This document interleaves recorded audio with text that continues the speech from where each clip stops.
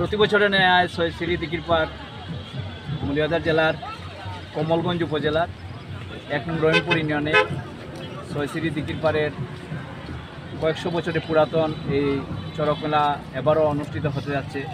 এবারে একটি ব্যতিক্রম চড়ক পূজা আমাদের চোখে অবলোকন হয়েছে। এবারের বিশেষ করে আইনশৃঙ্খলা বাহিনী পর্যাপ্ত নিরাপত্তা ব্যবস্থা এবং সবচেয়ে মজার বিষয় এখানে যে সম্প্রীতির মেলাবন্ধন আমরা দেখেছি, যে হিন্দু মুসলমানের যে সম্প্রীতি এখানে আমরা দেখেছি, এটা একটা বিশাল জিনিস।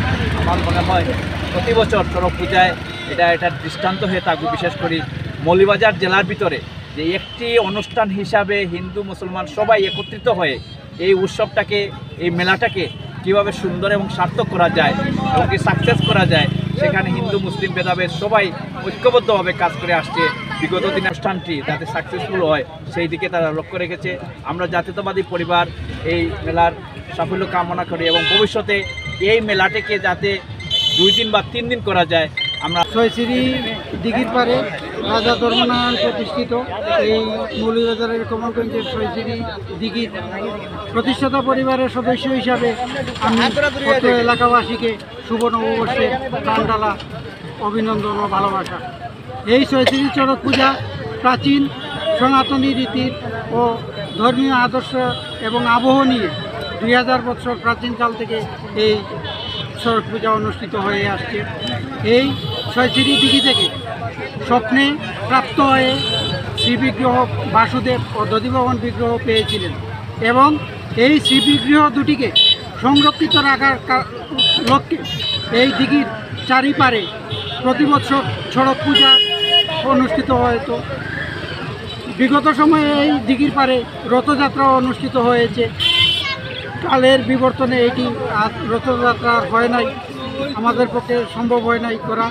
এই চড়ক পূজায় সন্ন্যাসীরা 1 মাস ব্রত রেখে সন্ন্যাস ধর্ম পালন করে শিবকালী নৃত্যের মাধ্যমে এই বর্ষি গেতে চড়ক গাছে ঘুরে এই পূজার সমাপ্তি ঘোষণা করেন।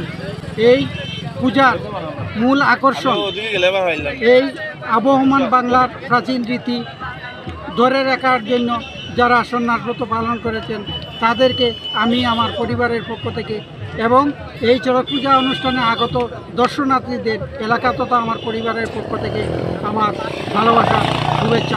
হাত ধরে এই শ্রী দিঘির পাড়ে চড়ক পূজা পাইছি।